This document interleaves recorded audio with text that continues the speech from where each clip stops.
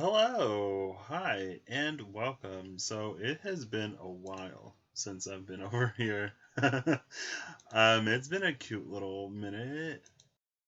Let's see, let me get everything set up. I don't even know what I'm gonna do. I know what I want to do.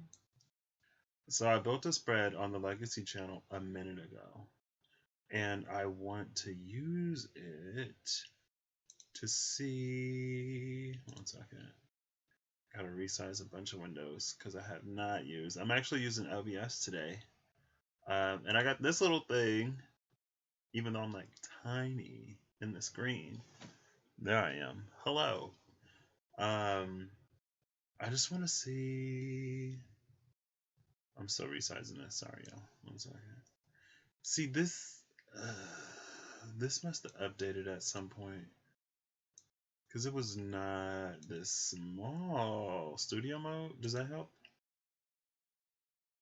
No. Oh wait, I can do this, but I do want to see that. Okay. There we go. There we go. And then I'll just scooch this. Oh, no, it's fine. Okay. So I made this spread a minute ago on the Legacy channel. And I know Baron Samadhi popped up. And it was like a past life-y type of vibe feeling. And I think I want to go live on my Legacy channel after this. I'm going to pull 12 cards as like things that we've had the opportunity to at least learn this year. That will potentially serve us moving forward, or that have served us up until now. Oh gosh.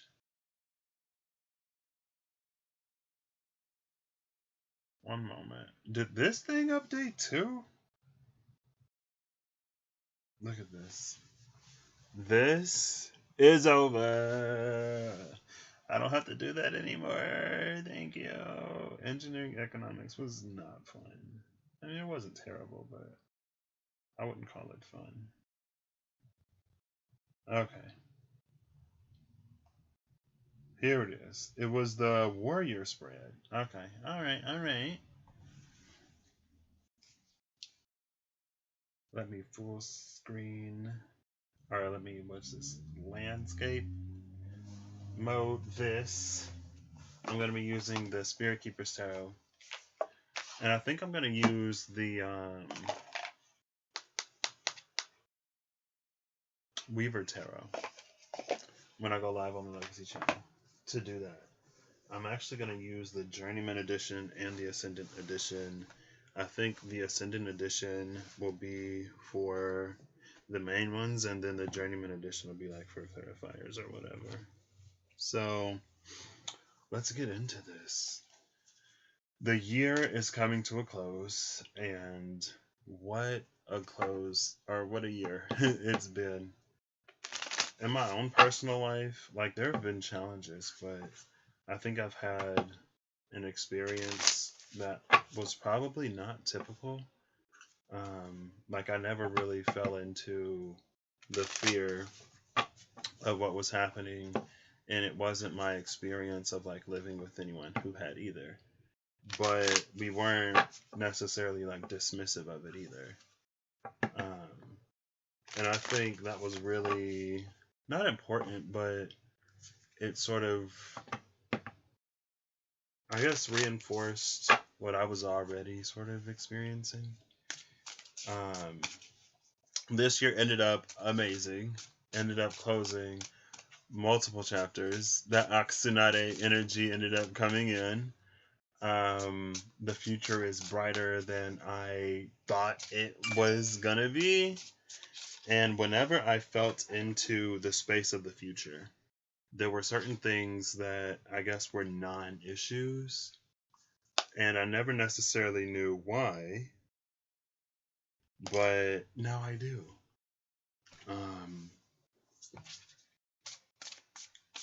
And yeah, this year has been a wild ride. It's been a ride. Starting this year, going into March, learning all that self stuff, and then holding the space of self love and practicing that as I've gone throughout the year. Also, holding the space of, like, I guess it's a part of self love, um, which was like being cognizant and conscious of the patterns that I have. And one of those was like self sabotaging. Also, in like May, was the rekindling of certain dreams or certain things that I thought like the window of opportunity had passed on. After that was coming into the power of my voice. And then since then, it's been a combination of using my voice, actualized self love, and really, I guess, putting in the work behind the intentions. And so things have ended up magnificently, marvelously, in all actuality. And I'm kind of positioned really, really, really nicely for the future. And I'm excited. Um, and it is interesting though, because like at first I was like, oh my gosh. And I don't want to say the excitement has like died down at all because it's still like amazing and mind blowing. Um, but I guess at this point I'm just like more so looking forward to what's next. Cause I'm like I'm really excited. I'm just like so ready to start my life. But I could honestly practice being a little more. I could practice a little more gratitude, honestly, for having reached this point in this position, because it wasn't easy, but I did it. And towards the end, part of me was like, well, I don't really have a choice but to do it, even though I did have a choice. And it was a lot of trusting in the timing of things while also still doing everything that I needed to do to ensure that I would reach the outcome that I wanted to reach. And even when additional things came in the way, and I remember there was one moment I was like, it was Monday and my stuff was due on Monday. And I was like, I have like 2 appointments today, but I have to finish everything that I need to do. And I was going to call and reschedule one of my appointments, but something was like, no, like I have the time to do everything that I need to do. There's no reason to reschedule. There's no reason to call. Just show up. And I think it's been a lot of that, like this active trusting component. But anyway, and that I guess it's something that had been building at least for a year and a half prior, which was June, last May, June, July, leading up to the end of July, which set me on the path to, I guess, know the power of my manifestive ability, um, or at least to set myself on a path to get what I want while also understanding that I have to do what I need to do in those spaces. And that's when I learned a lot about a lot that ended up coming back graciously to benefit me. But did I know that in the moment? No. There were a lot of like perceived setbacks, or a few perceived setbacks that ended up becoming like boons and blessings in ways that I had no way of foretelling.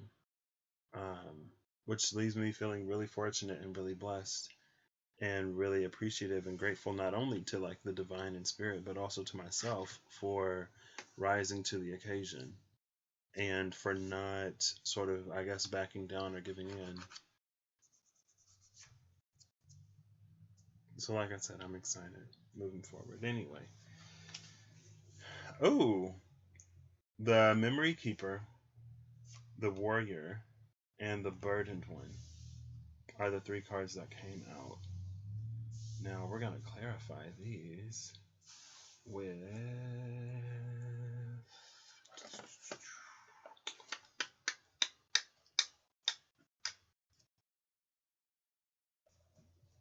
these. I'll clarify it with more of these. And my little bracelet is starting to fall apart. That makes me a little sad. Okay. So the Memory Keeper, the Warrior, and the Burden. The Memory Keeper is the Six of Chalices. And here we see the Phoenix and the Dragon as babies. Now the Phoenix and the Dragon are the masculine and the feminine aspects here. And I think in the Lover's card it says that the Phoenix is free to... It's like the Phoenix is free to be reborn. Or did I write that? Maybe not. It's like the Phoenix is free to be reborn and the Dragon is free to raise. It's about the cycle of basically creation. There's the birth and then the transition. The Warrior is the sun energy. And there's this energy behind it that is kind of archaic, I guess. Or it's more ancient, but it's also very, I don't know why, like tetragrammic popped into my mind. But it's like, it carries an energy of sacred geometry, but it's also like sort of functional, I guess. And so it's like a building block, reconstructing, reassembling type of energy.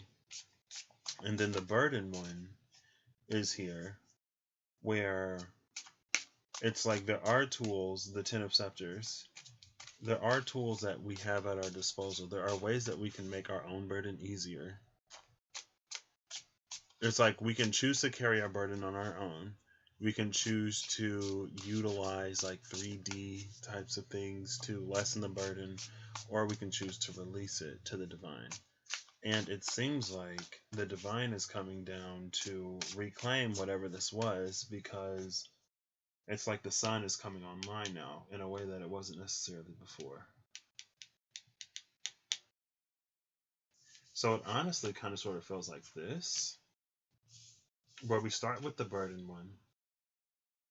Under the weight of these burdens, we become the warrior. And then we go into the memory keeper. Now this is Sun in Scorpio, and this is the sun, which is interesting. But it's almost like where the difficulties sort of become a lesson from the past, or it becomes the new foundation from which we build upon, and we use it as fertilizer to come into this sort of like rebirthing energy. And I think that's it. I don't think I need any clarifiers. Well, that was close. Justice and the Wheel of Fortune, 10 and 11, which is a 21 if you add them together, with the Archangel of Mysteries at the bottom of the deck. Okay. So the Archangel of Mysteries at the bottom of the deck, like the energy of a plan, or almost like the energy of something that was always available. It's like a way of escape. It's like a trump card. Like it's not an ace in the hole, but it's like it was always there for us, but we didn't necessarily have to use it. And if it were played in the wrong time, then its effectiveness would be reduced.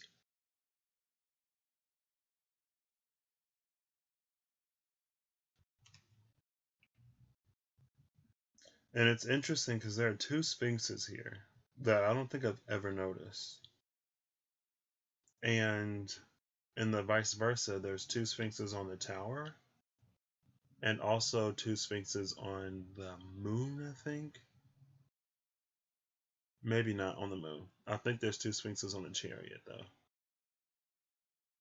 And so it's like the tower and the chariot are what's driving things. There are these huge orbs here that are supported by this net. And so also it's this energy of like cause and effect, or causality. But the effect is not necessarily predestined. The cause is, but the effect is not. That's where free choice really comes in, where we get to decide how we respond to a situation, and we decide whether or not we'll rise to the occasion. And I feel like I need one more card to end this out. and it's the Ace of Pentacles. Bread of life. And it's that very world that was kept by the Archangel of Mysteries. Its potentialities. So overcoming the challenges and being reborn has opened us up to this brand new set of potentialities. That is this whole new world. That is things sort of working out better than we could have hoped, planned, or imagined. Well, it's opening up the realm of potentials for that to be the case. Not necessarily that it will be, but, you know, as long as we continue on this path of, I want to say corrected action for some reason, then it's like it brings it into this space more and more. And that's kind of sort of the energy here. It's about creating space within the framework of a certain foundation, but changing that foundation. Because it's almost like these sphinxes are drawing these orbs.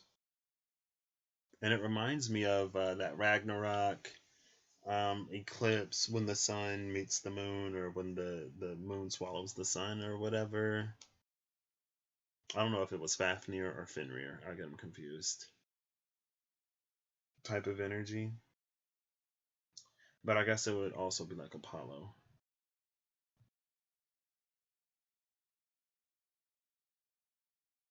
The only thing that isn't here really is air.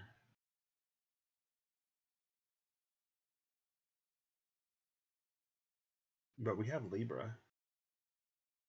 And then we have the Sun and Jupiter. Jupiter and Saturn are conjuncting in Aquarius right now. And the Sun just slid into Capricorn, which means we're at the space of the winter solstice.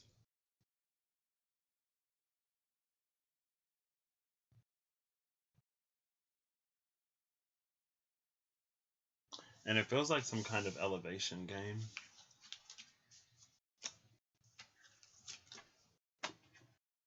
Almost like a what will you do with it, or like what will you do now? Hey, look, there's the Tower. Speaking of the Tower and the Chariot. Oh, those are my birth cards. I'm a Tower Chariot. Which means I like progression, forward movement, and I don't like to be stuck or stagnant. I actually loathe stagnancy. I don't like it. It doesn't feel good to my soul. Two of Cups, the High Priestess, another two. Both Cancerian energy. Okay. So now let's get into this, and we'll see what's up. Bottom of the deck is the Five of Swords, the Hector, and I've been seeing the Five of Swords a bit lately. But I guess if I had to read the Five of Swords, it would be doing what's necessary. And sometimes it can be a little excessive. But it honestly feels more like an energy of like pushing beyond comfort to claim what is actually there. It's seeing beyond what is immediately or even peripherally visible to again perceive of something beyond, so that what may seem extreme, it's like we actually know that it's necessary, right? Like it's understandable if we fall apart. It's understandable if we can't deal with this, or if we can't deal with that, or if we fall under the pressure of the world. And sometimes when we push ourselves from an outside perspective, I guess it can seem a little bit like doing the most and doing a lot and doing too much. But in reality, it's like, again, it beyond the beyond, it aligns and reinforces and sets forth that pathway and those pathways to what lies beyond. So I'm going to give this 3 shuffles, and then we're just going to start it up. I got my cheat sheet down here. I see something like fingerprints on this screen. It's kind of bothering me. I can see a lot of things I couldn't see before. I'm like, oh, that's a lot of fingerprints.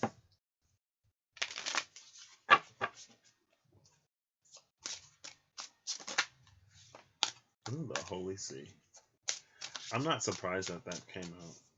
Because then I think that started coming out late March into April.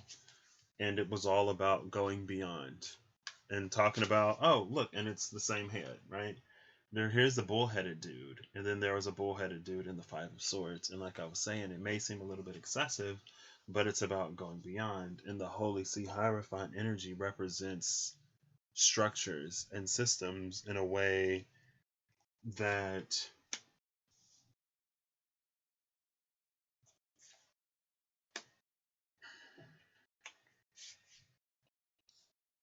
that we may not necessarily perceive, because it almost feels like it's like we know.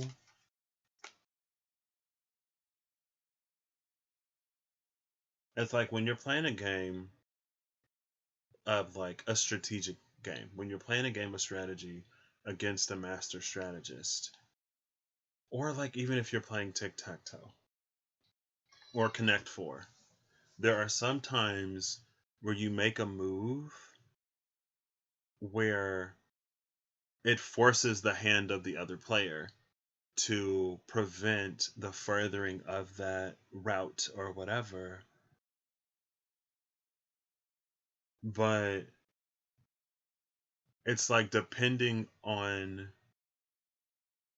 you and how you perceive the flow of the match and your opponent, it's like there's this energy of like, oh, you thought you were gonna beat me, like I'm gonna move here and you're not gonna win.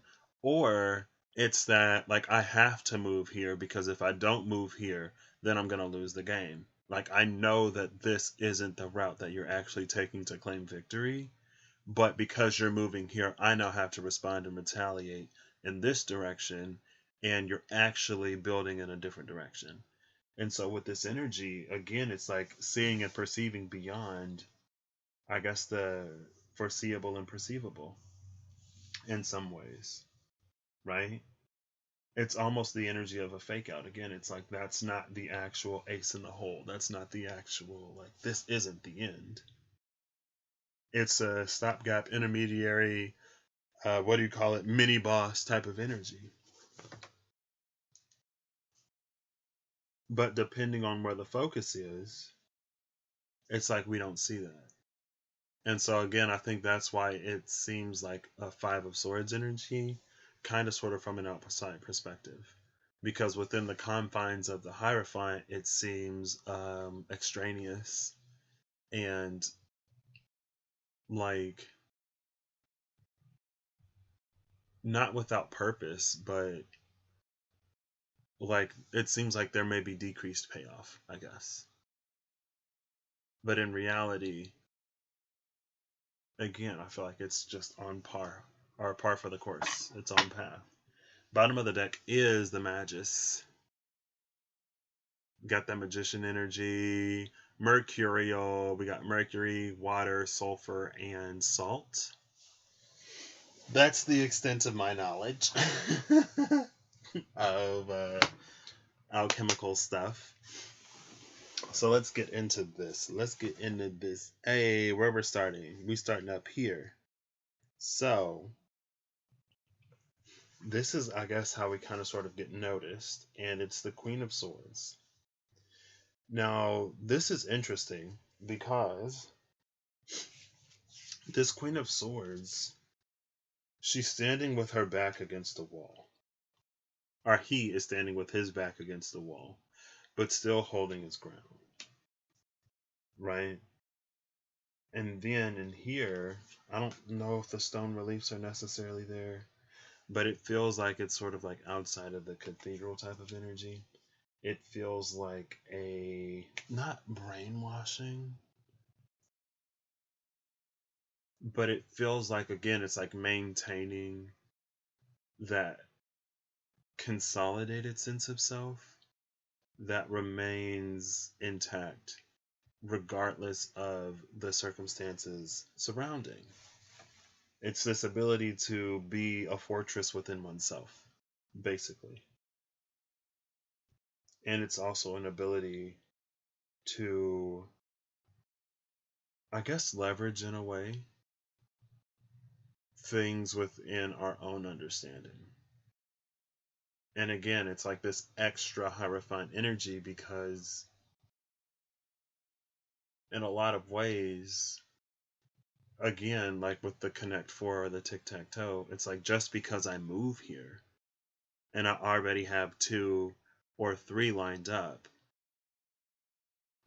doesn't mean that this is my path of victory, right? And it's almost the opposite, again, especially depending on who you're playing against. It's like for something to be so like blatant or obvious or immediate would cause one to actually think. And it relies on our default programming to jump to certain conclusions in the first place. And so I feel like sometimes, again, it's like we think that we have one up on our opponent, but they're playing like the obvious sort of card. And this is an ability to, in some ways, see past that. But in other ways, it's like keeping your mind trained on what it is that we know within self.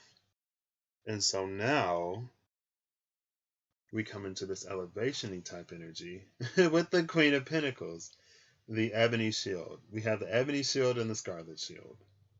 And it's interesting. So here is the Queen that stands, or the Guardian that stands at the gate of the mental, of the mind, of the unseen, and the yet to be. And here is the Guardian that stands at the gate of what is physical. Now, almost in order for something to be perceived, it must first be like imagined and felt, right? It's almost like the fire is the vessel, the water fills that vessel, and then through the space of the mind, we are impregnated with that more fully formed idea until we carry it to term and birth it into the physical. This is our ability, again, to keep the water and fire internal in balance, or in a certain amount of balance, so that we don't fall to this level of like disproportionism, I guess.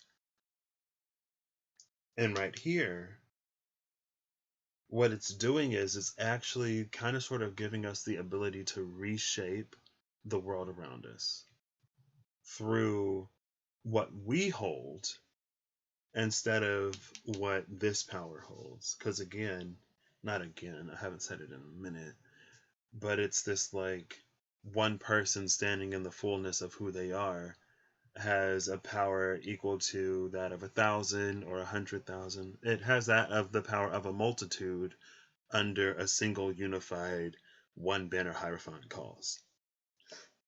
Right? It's like one individual has a little bit more weight than, several sheep in a flock, or even an entire flock of sheep. And these two together almost speaks of this right to really govern and determine and dictate the world that we live in. But it doesn't happen through ignoring or through ignorance, like willingly or purposefully, bypassing or anything like that. It requires this observation, again, to make it born, because this is us carrying this to term until it's birthed in the physical. And of course, there's labor pains, there's morning sickness, and all kinds of stuff. It's not necessarily easy, but if you can carry it to term, it's worth it. Now, the transience coming into this is New World Order, which is a Saturn energy, which is all the fixed energy: Scorpio, Aquarius, Taurus, and Leo. But I'm drawn to this. Does this say Crown of the Magi? See, I need my reading glasses now for this stuff. Yeah, Crown of the Magi. Interesting. Well, here's the Crown of the Magi. And here is The Magus. And under the Magus is the Golden Shield. Of course, it's another shield. All the shields are coming out. And I think there's a message in that itself. There's the Magus. It's singular, right?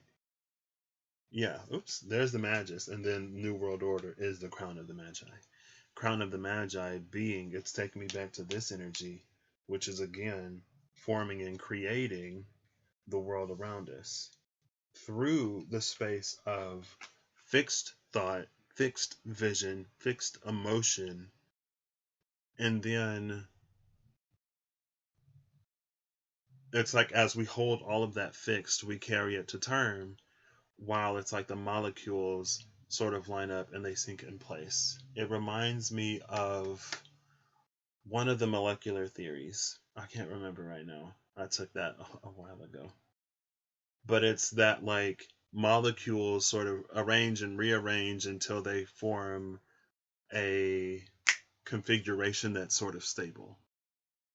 And so it's this series of like random collisions until they interlock in a way where I guess they're set. And that's here. And that's why we need to hold everything else fixed. And so from this singular mind, or from a piece of singular mind, it feeds the body, it feeds the soul, it feeds the mind, the etheric, the mental, and the physical. But it requires for all of that to be fixed in order to really come into play. And there is this laurel wreath energy here, but they're separated. And I feel like that really speaks of the harmony between internal masculine and internal feminine energy. Whereas it seems like with masculine energy, it kind of sort of falls in line with the grander scheme of masculine energies. And feminine energy almost seems to be either minimized or on a sort of like retaliatory sort of spectrum or wavelength. And so instead of standing in or instead of embodying all of what it is, it's like it defies all of what it isn't. In a way. Excuse me. So now, this is like the transient nature coming out of the previous. This is the transient nature leading into the next. And here, it's the Reaper. Oh my gosh. I was looking at that ray of light and I literally thought of the death card because I know that the death card also has that ray. The thing that is missing is the angel in between them. Temperance sits with the light coming from above and then the light shooting off to either side. Oh my gosh, that's wild. That's wild. And the Reaper it's like those with the power to transform and transfigure, I guess. I don't necessarily like the word transfigure, but this is the passage to initiation, which is interesting. And I see the pyramid in the back. Or the two pyramids. Which I guess could call back to the Lion's Gate, because that's what Sirius, the sun, and something else I don't remember, aligning over the pyramids of like Giza or something like that.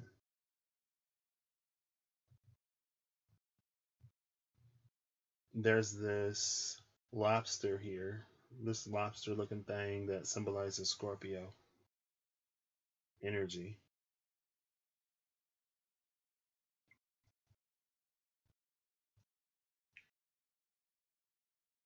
See the pyramids back there.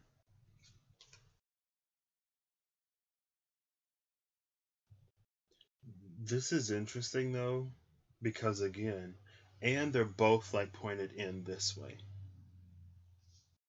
So here we have the Hierophant which gatekeeps. But this energy, again, it's about going beyond Hierophant energy and claiming these truths of the self. But there's nothing here that like tells us how to do that.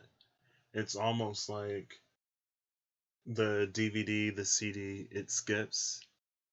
And so like there's this the plot is building to this final confrontation, to the is it the denouement, I believe, to the climax, and then it's like happily ever after. But the inside is sort of cut out. The inside is what we discover for ourselves. And Hierophant energy, in its many ways, even when it wasn't intended to be that, it's become that. Because we so desperately, I guess, seek outside of ourselves that we don't really connect to that which was within. And even a lot of practices, it seems, that are guided towards getting us to connect within, it's still dependent upon something else. And on one hand, it's like, well, how do you learn if there is no teacher? But on the other hand, it's like we are our own teachers.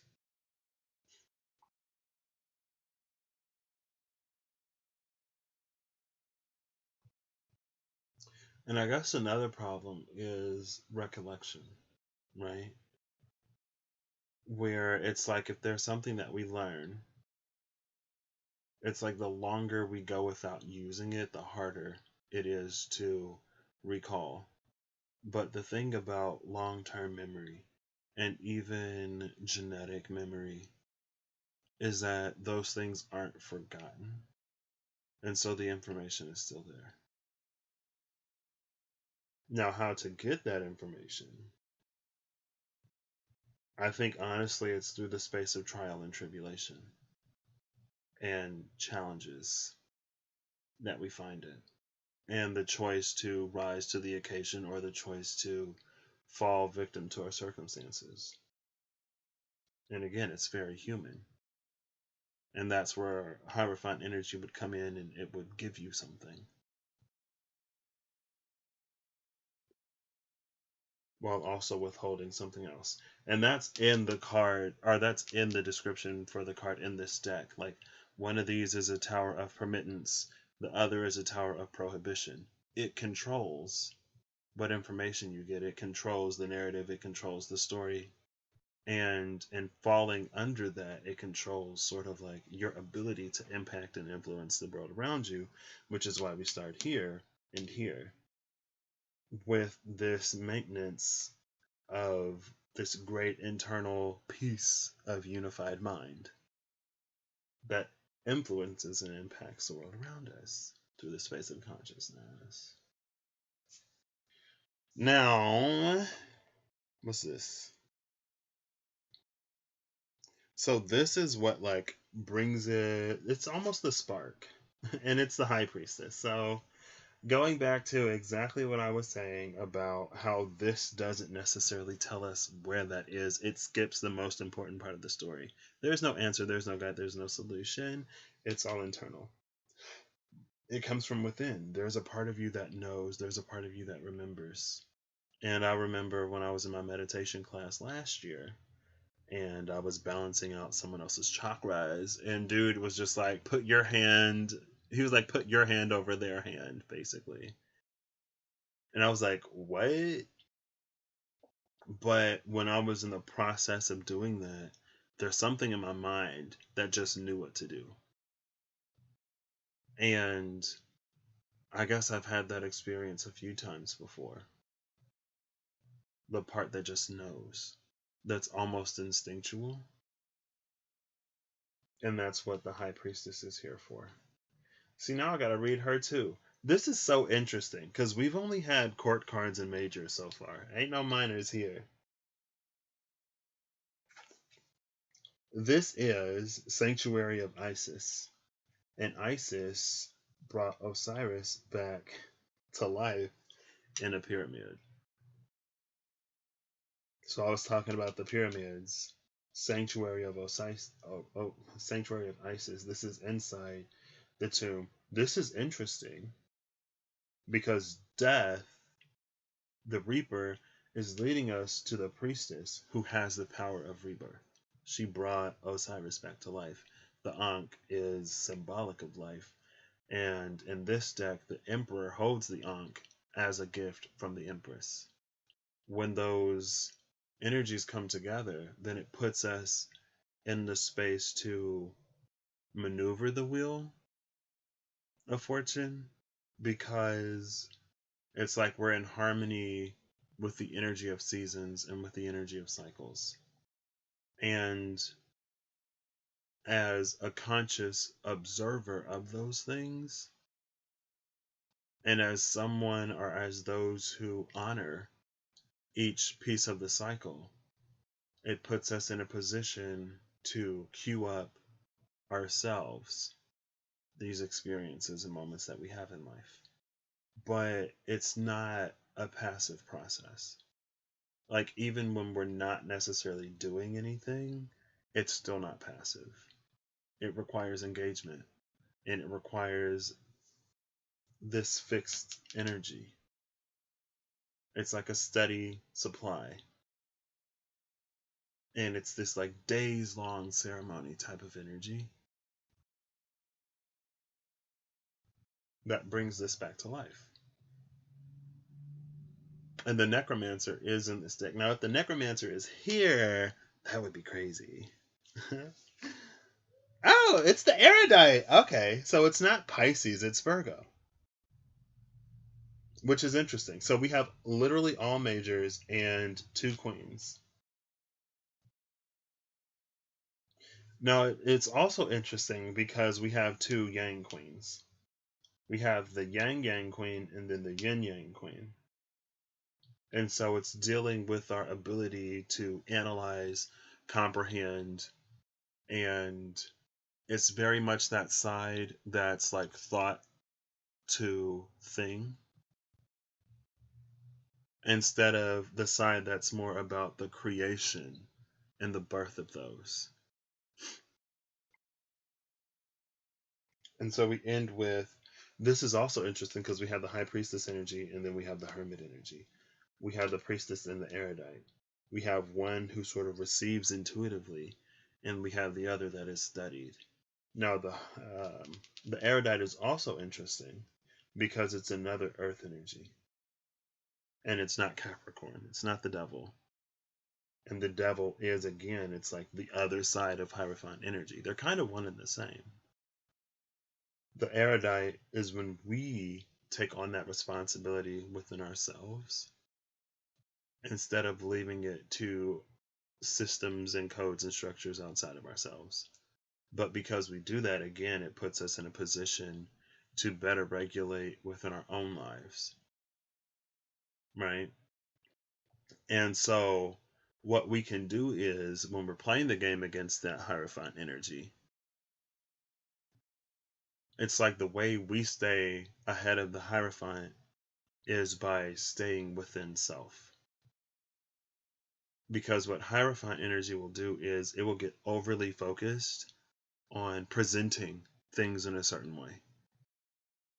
And so while it hopes that you take the bait that it's so cautiously and thoughtfully laying out for you, there are ways that it leaves itself open. And so now it's trying to set you up over here, but you've already ended the game over here. And again, this part that happens in between that we don't see, that's all Hierophant right now, it's the Hermit and the Priestess. It's like it was studied in the past. It's almost like a knowledge that we're buried with, that we reclaim and that we gain. And it's, again, it's the power that we hold within ourselves to shape and influence our realities in our lives, but not in a way that's necessarily magnanimous, because it still requires certain things like,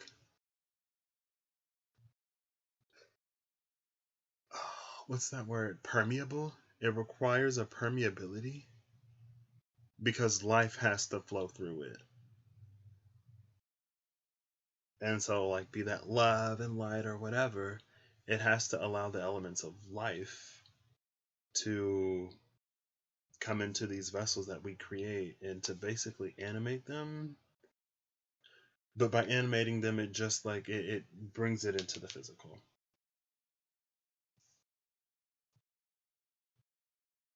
Wow. And then Magician is at the bottom of the deck. So in theory, that's like what we have to gain, I guess. This was interesting.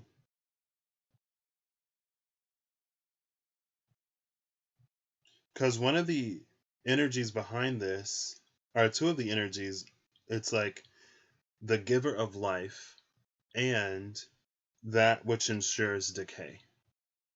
And again, it goes back to that energy of understanding and working with both sides of the cycle of creation, the birth and the transition.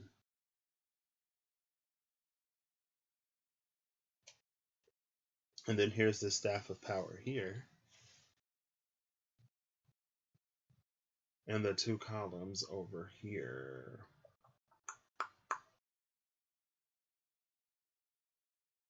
Lux et tenebris as light from darkness.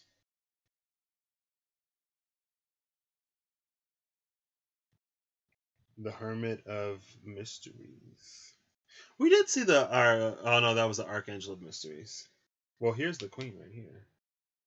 So that's what I have. This is interesting. I don't know exactly what the purpose of this is. But I guess this is what we're in the space of remembering. Is how to work with the many different forces and powers that be to still create these things. But again, it feels like it's not about creating in a selfish or self-centered way or in a way that furthers one's own ends, because that's that's Hierophant energy. That's what kind of sort of keeps us in a mode of competition in the first place. And it's like, even when you're not competing without contributing something, it keeps us from that more symbiotic.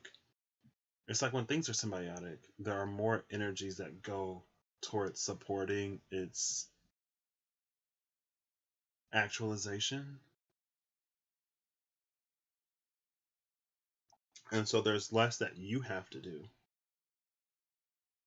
But again, it needs to serve some kind of higher purpose.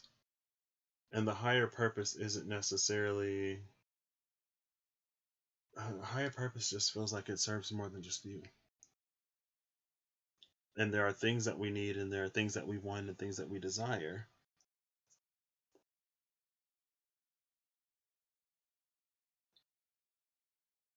But even in receiving those things,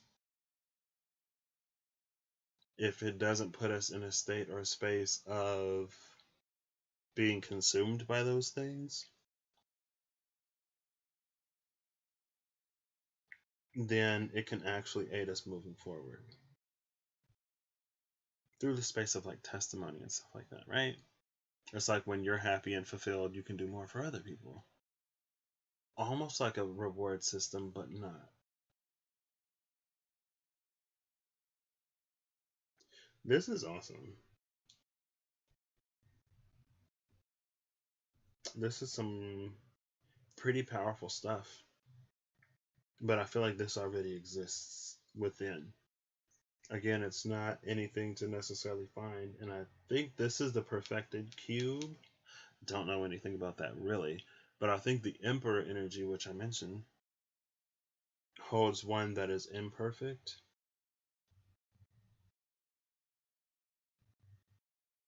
We got a 21 and a 13, a 2, and a 9. And then the 5. So that's what I got. And then the 1. This was interesting. It's like all of the capabilities are already built in. again. But as long as we continue to kind of sort of be plugged into everything around us, then it's almost like it'll always elude us.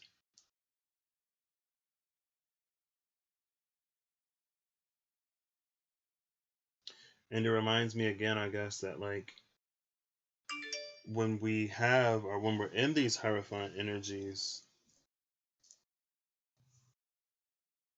like there's a certain distance that we can go, but eventually we should be turning in the Hierophant's lantern for our own. And that's like the other side of the journey of the hermit, right? To venture into those realms beyond the Hierophant and the devil.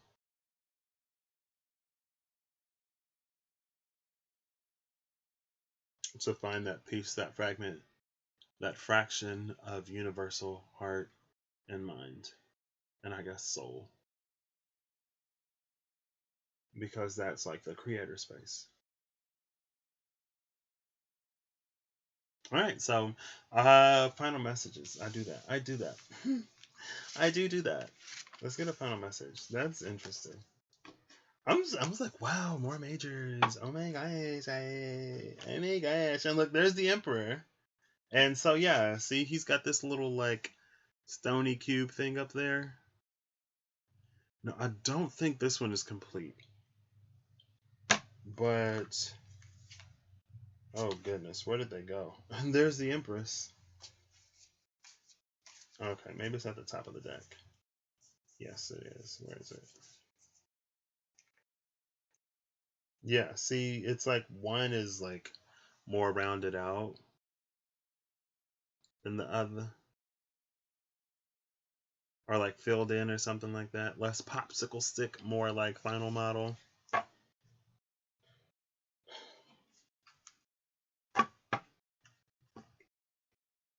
And I don't know, it's like at a certain point there is no excuse. When you come into that, you know, it's like we'll always be human, or we'll never be perfect, even if we're not human. No entity, creature, being is perfect. The burdened one. Bottom of the deck is the joined one. I feel like this speaks to maybe the perceived difficulty of holding both light and dark at the same time. And the dark isn't darkness. I feel like the dark is more so an understanding. Wait, where did the Two of Cups just go? Now the Three of Swords is there. um, the dark isn't darkness. It feels like it's more of an understanding. And it honestly, it kind of sort of feels like an allowance of things to be what they are. But again, it's not, it doesn't happen outside of the purview of the light, which is our consciousness. Work, sis. Oh, now it's back. It almost feels like we're trading in our chariots, or we're upgrading our chariots, because that is the chariot with the two oxen there and the cart behind them. But whatever that old chariot was, it can't navigate in these spaces. And so we trade in those old ones for the golden chariot of light, the Merkaba or whatever. I don't know too much, but I think that's what they call the Merkaba, which is the unification of body, mind, and spirit, and self. And I guess I'm not going to read the I Ching. That's what I have. I hope everyone has a good whatever whenever you see this, and I hope you're acting in alignment to make it even better. And now I'm going to head over to the Legacy channel to pull a whole bunch of cards. Or like 12. Just to see what the trajectory has been like over there. I don't know. I want to say congratulations for some reason. Congratulations, you won. And it's not about a certain place or a certain position. It's about the space in which we stand and how we stand in that space, how we occupy space, how we command space, and how it's like there's this passive nature to us that's very auric, that aligns everything around us. It precedes us and it's there after we leave. It's an impression. And it's like there's this impression and then there's this raised effect, which is like the opposite of an impression. And so either it's like we'll impress upon our environment these things, or we will be impressed upon. And it's like the greater the impression, it's like it goes from a dent to a crater to a chasm, and it fills with water. And we can either end up in a situation like a waterfall type of thing, where it's that raised effect where water like runs off of it, or we can end up with a little puddle, a lake, an ocean, or I don't know, a whole planet, I guess. I don't know.